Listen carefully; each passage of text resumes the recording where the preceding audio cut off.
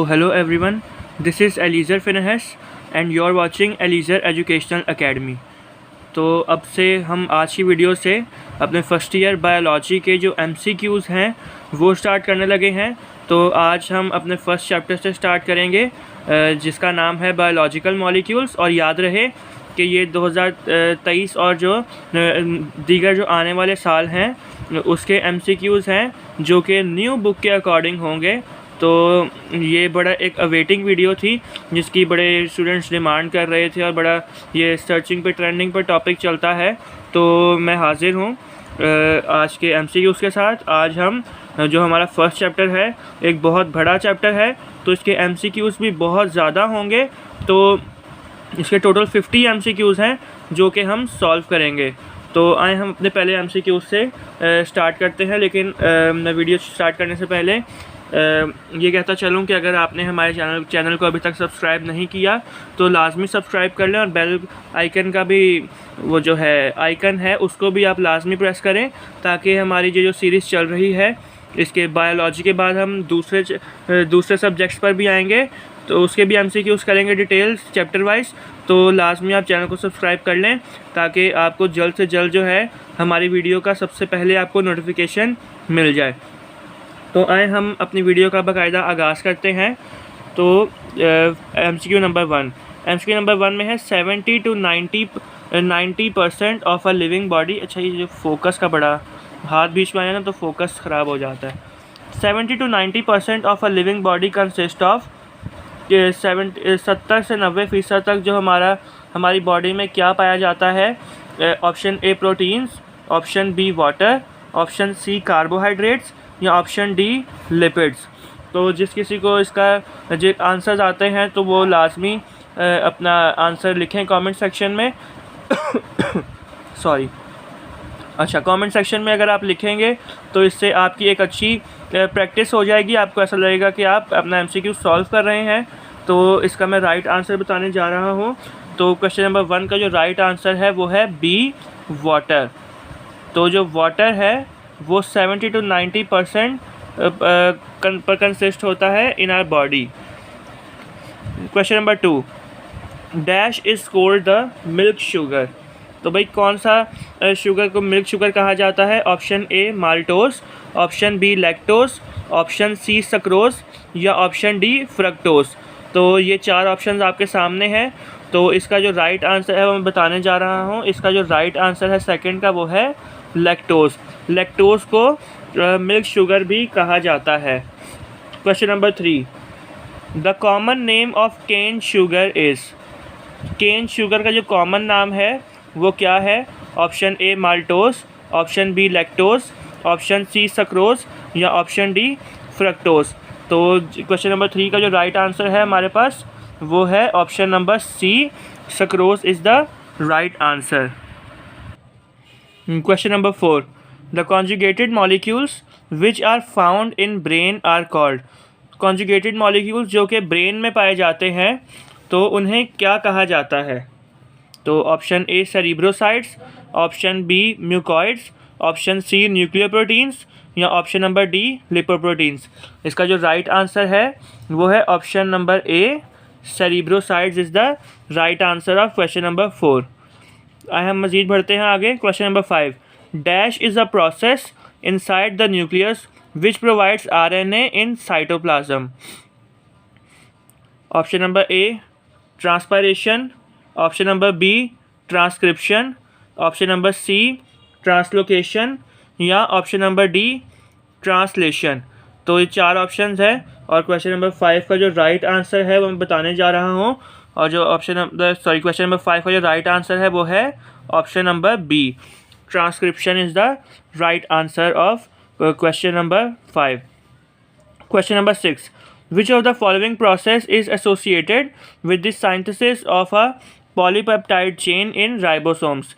Option number A transpiration, option number B transcription, option number C translocation या option number D translation. तो question number 6 का जो हमारे पास right answer है वो है option number D, translation is the right answer. Question number 7, most 98% of the biochemical are composed of dash elements। और ज़्यादातर जो बायोकेमिकल एलिमेंट्स जो होते हैं 98% जो बायोकेमिकल एलिमेंट्स जो होते हैं वो कितने उससे बने होते हैं, कितने एलिमेंट्स से बने होते हैं, बायोकेमिकल एलिमेंट्स कितने एलिमेंट्स से बने होते हैं। तो इसका जो क्वेश्चन नंबर 7 है, इसका जो राइट आंसर है वो है option number C, 6 is the right answer. तो 6 एलिमेंट्स पर मुश्तमिल होते हैं, तो C is the right answer. आइए मज़ीद बढ़ते हैं आगे। Question number 8, sorry, those molecules which act as both acid and base are dash.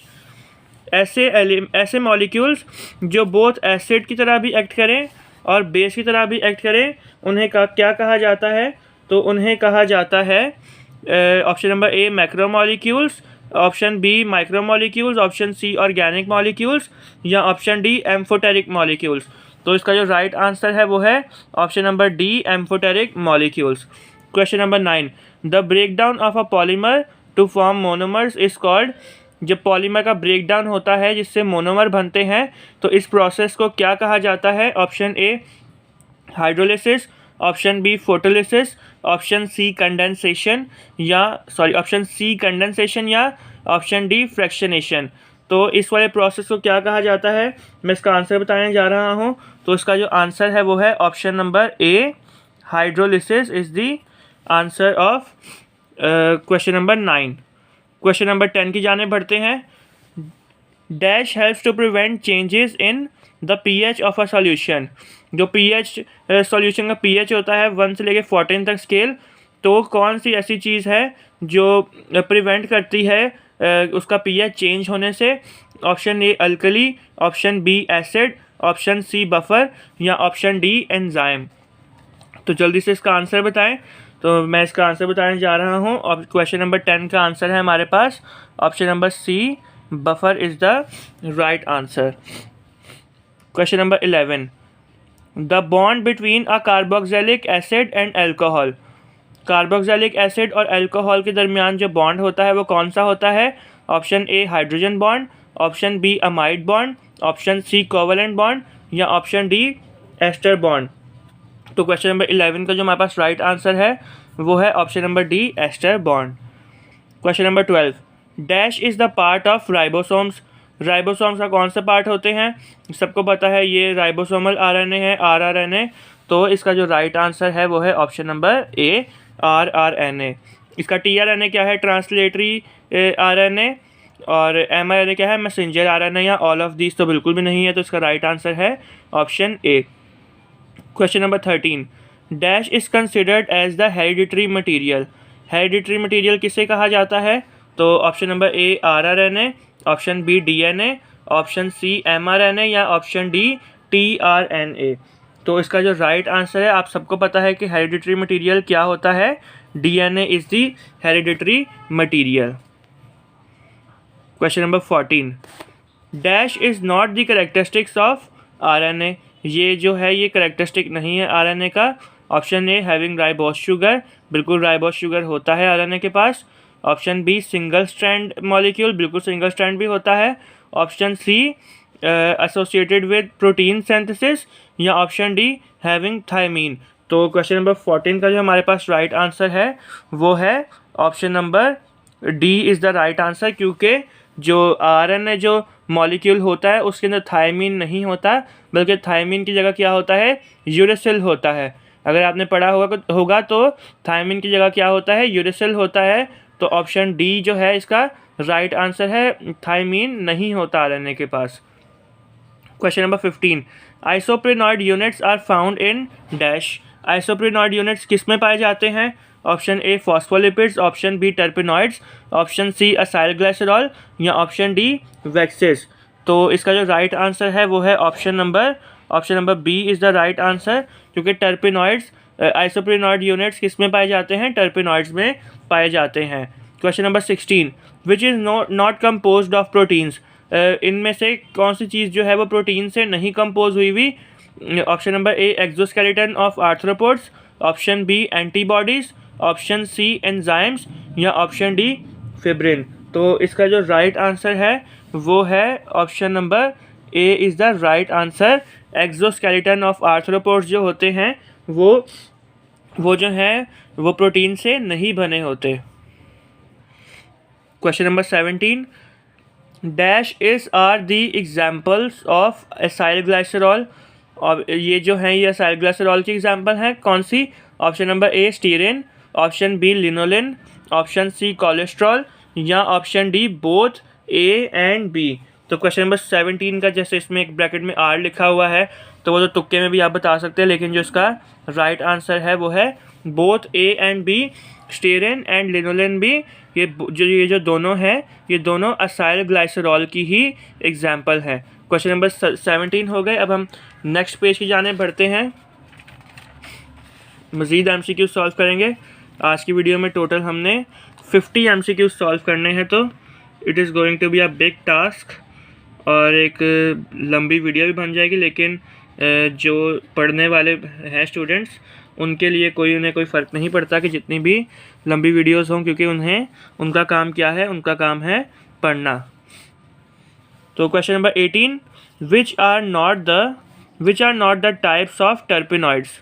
I hope कि आपको विजिबल होगा। मैं थोड़ा और जूम कर दिया है, ये ज़्यादा वो ब्लरी ना हो जाए, तो आई थिंक इतना जूम काफ़ी होगा। क्वेश्चन नंबर 18 में लिखा हुआ है which are not the types of terpenoids. तो option number A phospholipids, option B terpenes, option C steroids या ऑप्शन डी कैरोटिनॉइड्स। तो इसका जो राइट आंसर है वो है option number A phospholipids. Phospholipids are not the types of terpenoids. Question number 19, dash is an example of dinucleotide. ये जो है ये डाईन्यूक्लियोटाइड की एग्जाम्पल है। एक मिनट में ये कैमरा सेट कर दूँ, मुझे ना लग नहीं रहा सही है। Question number 19, dash is an example of dinucleotide. Option A NAD, option B ATP, option C DNA या ऑप्शन डी RNA। तो इसका जो राइट आंसर है वो मैं बताने जा रहा हूँ। तो इसका जो राइट आंसर है वो है option number A NAD is the right answer of question number 19। Question number 20, deoxyribose and ribose are dash sugars. Deoxyribose और राइबोस शुगर कौन सी शुगर्स होती हैं? Option number A triose, option number B tetrose, option C pentose या option D hexose. तो question number 20 का जो right answer है हमारे पास वो है option number C pentose is the right answer of question number 20। Question number 21, granule is a volatile terpene which is obtained from dash. तो इसका जो आंसर है ये मैं बगैर उसके बता रहा हूँ। इसका जो आंसर है वो है option number B rose is the right answer. Granule जो है वो वॉलेटाइल टर्पीन है और ये कहाँ से लिया जाता है? ये लिया जाता है रोज़ से। Question number 22, in eukaryotes the protoplasm consist of dash. Option number A cell wall and cytoplasm, option B cell wall and centriole, option C cytoplasm and nucleus या option D cell membrane and nucleus. तो question number 22 का जो right answer है हमारे पास वो है option number सी। Eukaryotes में जो प्रोटोप्लाज्म है वो साइटोप्लाज्म और न्यूक्लियस में दोनों में पाया जाता है। Question number 23, 23, the dash is a movement of protoplasm. Protoplasm की मूवमेंट को क्या कहा जाता है? Option A filariasis, option B cyclosis, option C amoebiasis या ऑप्शन डी साइकोसिस। तो इनमें से आपने बताना है कि जो प्रोटोप्लाज्म की मूवमेंट होती है वो उसे क्या कहा जाता है? तो प्रोटोप्लाज्म की मूवमेंट जो है उसे साइक्लोसिस कहा जाता है। तो option B is the right answer. Usually the ratio of hydrogen and oxygen in carbohydrates is, hydrogen और ऑक्सीजन की जो रेशियो होती है कार्बोहाइड्रेट्स में वो क्या होती है? 1:1 होती है। मतलब क्या बराबर होती है? 1 या 2, 1:2, 2:1 या 4:4। तो इसमें इसका जो राइट आंसर है वो है option number C. Option number C is the right answer of 24, 2 and 1। Hydrogen की तादाद जो है वो ऑक्सीजन से डबल होती है, इसलिए ये 2:1 का रेशियो हमारे पास आ जाता है। Question number 25, the word saccharide means. जो वर्ड सैकराइड है उसका क्या मतलब है? आपको पता है कि हम शुगर्स के लिए ये पढ़ते हैं तो ये तो अंडरस्टूड होने चाहिए, ऑप्शंस पढ़ने की ज़रूरत ही नहीं है। Question number 26, cotton is the pure form of dash. Very interesting question. Option A glycogen, option B starch, option C sucrose या ऑप्शन डी सेल्यूलोज। तो ये चार जो है हमारे पास MCQs हैं, ऑप्शंस हैं हमारे पास। तो इसका जो राइट आंसर है वो है cellulose is the right answer. जो कॉटन है वो इसकी सेल्यूलोज की एक प्योर फॉर्म को कहा जाता है। Question number 27, dash is a protein found in hairs and nails. ये वेरी इजी है क्वेश्चन, ये बहुत ज़्यादा। तो आपको पता होगा कि जो एड्स आते हैं शैम्पू वगैरह के, तो उसमें जो कैरेटीन बोलते हैं ना, नरिशिंग कैरेटीन प्रोटीन्स के साथ, तो जो इसके अंदर प्रोटीन पाया जाता है हेयर्स में या नेल्स में, तो उसको क्या कहते हैं, कैरेटिन प्रोटीन का नाम दिया जाता है।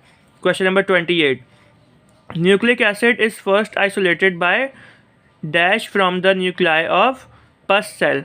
अच्छा, जो न्यूक्लिक एसिड है, इतना तो पता है कि पस सेल के जो न्यूक्लियस था उसके अंदर से आइसोलेट किया गया था, लेकिन किया किसने था, ये कारनामा किसका था? Question number A Purkinje, option number B Robert Brown, option C Camillo Golgi या ऑप्शन डी फ्रेडरिक माइशर। तो इसका जो राइट आंसर है वो है option number D, Friedrich Miescher is the right answer. Question number 29, nucleic acids are polymers of units called. Nucleic acid जो हैं वो किसके पॉलीमर्स होते हैं? तो option number A nuclein, option B nucleotides, option C trace elements या option D polypeptides. तो question number 29 जो है इसका जो राइट आंसर है वो मैं बताने जा रहा हूँ, उसका राइट आंसर है ऑप्शन नंबर बी न्यूक्लियोटाइड्स। तो जो न्यूक्लिक एसिड होते हैं ये न्यूक्लियोटाइड्स के पॉलीमर होते हैं। क्वेश्चन नंबर 30 की जाने बढ़ते हैं। Dash has the ability to develop ester linkage with OH group of pentose sugar. Option number A, इसका मैं समझा दूं, dash has the ability to develop ester linkage with OH group. अच्छा, किसके पास जो है वो एबिलिटी होती है कि वो एस्टर लिंकेज करे किसके साथ? OH ग्रुप के साथ, पेंटोज शुगर के। तो option number A H3PO4, option B CH3COOH, option number C C6H12O6 या ऑप्शन डी C12H22O11। तो क्वेश्चन नंबर 30 का जो हमारे पास राइट आंसर है वो है H3PO4। Question number 31, the pentose sugar and nitrogenous base are combined to form. Pentose sugar और nitrogenous base जब कंबाइन हो जाते हैं तो वो क्या बनते हैं? तो ऑप्शंस आपके सामने हैं। Option A nuclein, option B nucleotides, option C nucleoside या ऑप्शन डी पॉलीपेप्टाइड्स। तो क्वेश्चन नंबर 31 का जो हमारे पास राइट आंसर है वो है न्यूक्लियोसाइड, तो जो कि है ऑप्शन नंबर सी। जब पेंटोज शुगर और नाइट्रोजिनस बेस दोनों मिक्स हो जाते हैं तो वो क्या बनता है? वो बनता है न्यूक्लियोसाइड। क्वेश्चन नंबर 32 में है mycin is a terpene which is obtained from dash. तो माइसिन जो है वो एक टर्पीन है जो कहाँ से ऑब्टेन किया जाता है? तो इसका जो आंसर है वो है ऑयल ऑफ बे। तो जो माइसिन है वो ऑयल ऑफ बे से ऑब्टेन किया जाता है या वहाँ से लिया जाता है। Question number 33, in polysaccharides the glucose units are connected by dash. Polysaccharides में जो ग्लूकोज यूनिट्स हैं वो कौन से बॉन्ड के ज़रिए कनेक्टेड होते हैं? Option number A peptide bonds, option number B glycosidic bonds, option number C hydrogen bonds या option number D ester bonds. तो इसका जो मैं है राइट आंसर बताने जा रहा हूँ। तो इसका जो राइट आंसर है क्वेश्चन नंबर 33 का वो है glycosidic bonds is the right answer. Question number 34, which compound is not found in plants. कौन सा ऐसा कंपाउंड है इन चारों में से जो प्लांट्स में नहीं पाया जाता? Option A linolein, option B stearin, option C starch या ऑप्शन डी कैरेटिन। तो क्वेश्चन नंबर 34 का राइट जो आंसर है वो है option number B stearin is the right answer. Stearin जो है ये कंपाउंड है और ये प्लांट्स में नहीं पाया जाता, ये एनिमल्स में पाया जाता है स्टीयरिन, ठीक है। Next question number 35, a chemical bond between carboxyl and amino group is called. Carboxyl और एमाइनो ग्रुप में जो केमिकल बॉन्ड होता है उसे क्या कहा जाता है? तो option number A hydrogen bond, option B ester bond, option C glycosidic bond या ऑप्शन डी एमाइड बॉन्ड। तो इसमें जो है एमाइनो ग्रुप से आपको पता चल जाना चाहिए कि इसमें एमाइड बॉन्ड पाया जाता है। जब कार्बोक्सिल ग्रुप और एमाइनो ग्रुप जब एक बॉन्ड बनाते हैं तो उस बॉन्ड को कहा जाता है एमाइड बॉन्ड। क्वेश्चन नंबर 36 की जाने बढ़ते हैं। Question number 36, the dash is a measure of the amount of energy needed to raise the temperature of a fixed amount of a substance up to 1 degree centigrade। ठीक हो गया। इसमें हमें कहा जा रहा है the dash is a measure of the amount of energy needed to raise the temperature. अच्छा, ये अगर हमें 1 डिग्री से टेम्परेचर को रेज करना है तो जो एनर्जी जो कहलाती है वो क्या कहलाती है? तो उस एनर्जी को हम कहते हैं स्पेसिफिक हीट कैपेसिटी। तो option A is the right answer of MCQ number 36। MCQ number 37, dash is a dipole molecule. तो dash is a dipole molecule, option क्या है? Option number A water, option B cholesterol, option C glucose या option D DNA। तो ये चार options हैं। अगर किसी को आता है तो लाजमी कमेंट सेक्शन में बताएं। तो जो डायपोल मॉलिक्यूल होता है वो है वाटर। तो option number A is the right answer. Question number 38, the union of monomers to form a polymer is called. जब बहुत से मोनोमर मिलके एक पॉलीमर बनाते हैं तो उसे क्या कहा जाता है? Option A evaporation, option B specific heat capacity, option C condensation या ऑप्शन डी हाइड्रोलिसिस। तो ये चार ऑप्शंस हैं, इनमें से आपने बताना है कि जब बहुत से मोनोमर्स जब मिलते हैं तो पॉलीमर बनता है तो इस टर्म को या इस फिनोमिना को क्या कहा जाता है? तो इस फिनोमिना को कहा जाता है कंडेंसेशन। तो option C is the right answer. MCQ number 39, dash are particular groups of atoms that balance as a unit and give organic molecules and show their physical chemical properties and solubility solution। Option number A functional groups, option B amino acids, option C fatty acids या option D nucleotides. तो question number 39 का हमारे पास जो right answer है वो है functional groups. तो option A is the right answer. Question 40, how many types of polypeptide chains in a hemoglobin molecule। अच्छा, कितनी पॉलीपेप्टाइड चेन्स होती हैं एक हीमोग्लोबिन मॉलिक्यूल के अंदर?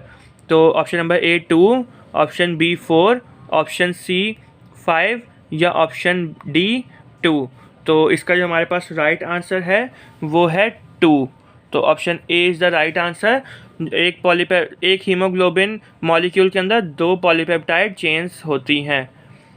Question number 41, each alpha chain of haemoglobin contains dash amino acids.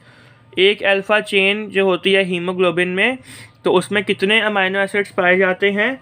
तो उसमें total पाए जाते हैं 146 अमाइनो एसिड्स।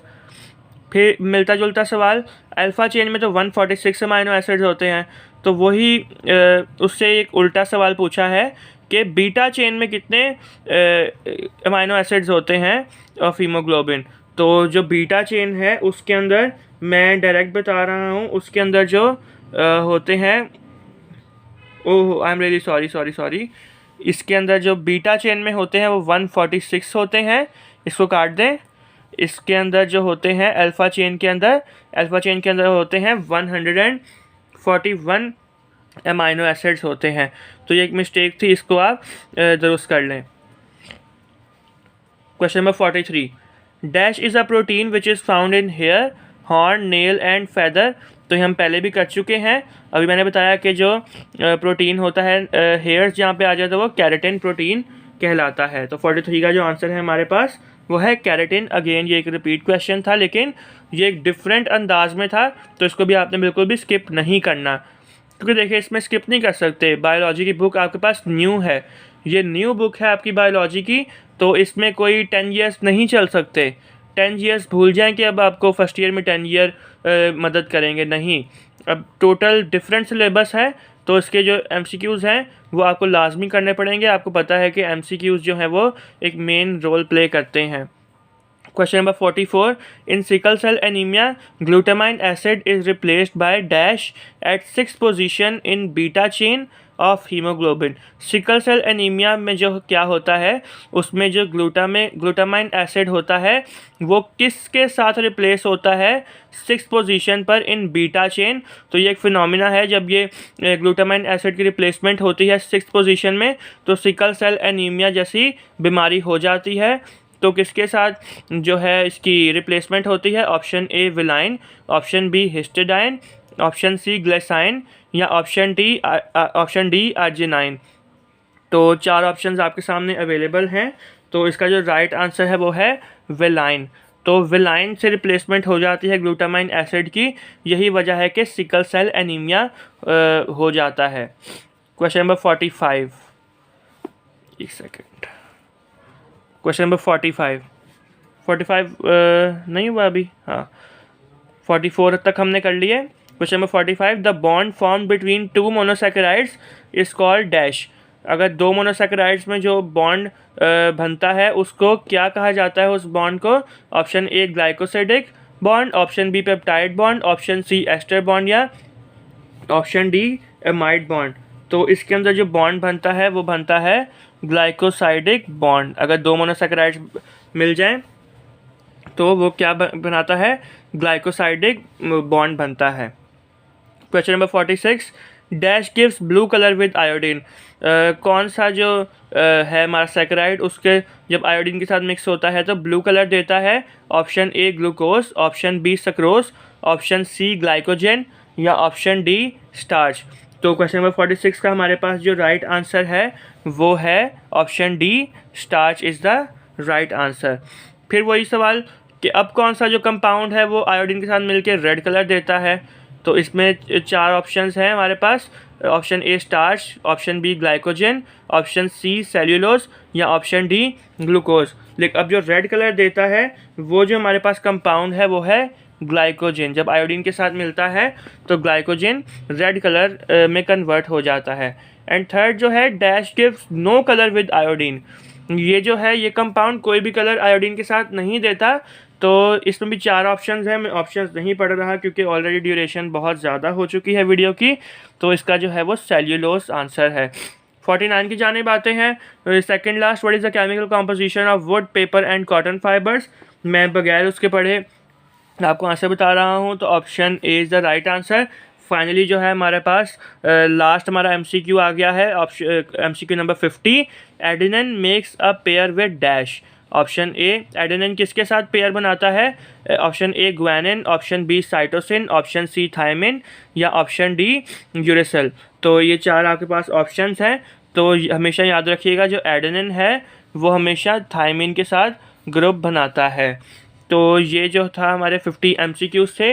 अब मैं आपको एक बात लाजमी बता दूं कि यहाँ पर आप फर्स्ट ईयर जो है आपकी सिंध बोर्ड की बात हो रही है, उसकी एक न्यू बुक आई है। तो अब ये जो है ना इसके 10 ईयर या 15 ईयर्स आप जो भी लेते हैं, अब उसका कोई फ़ायदा नहीं है क्योंकि अब जो कंप्लीट जो है आपका सिलेबस चेंज हो चुका है, चैप्टर्स भी चेंज हो चुके हैं। तो खुदारा 10 ईयर से अगर याद करेंगे ना तो आप एक भी MCQ सॉल्व नहीं कर पाएंगे क्योंकि वो जो 10 ईयर है वो जो MCQs आए थे 10 सालों में वो पुरानी बुक में से आए थे। लेकिन अब जो है हमारे पास नई बुक आ गई है। तो ये जितने भी मैंने आपको 50 MCQ करवाए ऑफ चैप्टर नंबर 1 जिसका नाम बायोलॉजिकल मॉलिक्यूल्स है, तो ये अकॉर्डिंग टू न्यू बुक है और इसकी सीरीज़ है और रेगुलर सीरीज़ चलती रहेगी हमारे चैनल पर और रेगुलर बेसिस पर इसके जो हैं हर एक चैप्टर के MCQ सॉल्व मैं कराऊंगा जो कि न्यू बुक के अकॉर्डिंग होंगे। सबसे बड़ी बात ये कि न्यू बुक के अकॉर्डिंग होंगे जिससे आपका बहुत फ़ायदा होगा। और दिस इज़ माय गारंटी कि जो MCQ आप देखेंगे इन योर फाइनल एग्ज़ाम्स वो इन्हीं में से देखेंगे। तो अभी आप चैनल को सब्सक्राइब कर लें और बेल आइकन को भी प्रेस कर दें ताकि जो सीरीज़ चल रही है, जो रेगुलर बेसिस पर, डेली बेसिस पर हमारी वीडियोस आएंगी अलग अलग चैप्टर्स की, चैप्टर वाइज MCQs की, तो उसका नोटिफिकेशन आपके पास सबसे पहले आ जाएगा और आप सबसे पहले लेक्चर लेकर इससे फ़ायदा उठा सकते हैं। तो मिलते हैं अब अपने नेक्स्ट चैप्टर के साथ, चैप्टर नंबर 2 के साथ। तो तब तक के लिए goodbye and take care, और देखते रहें एलिज़र एजुकेशनल अकेडमी।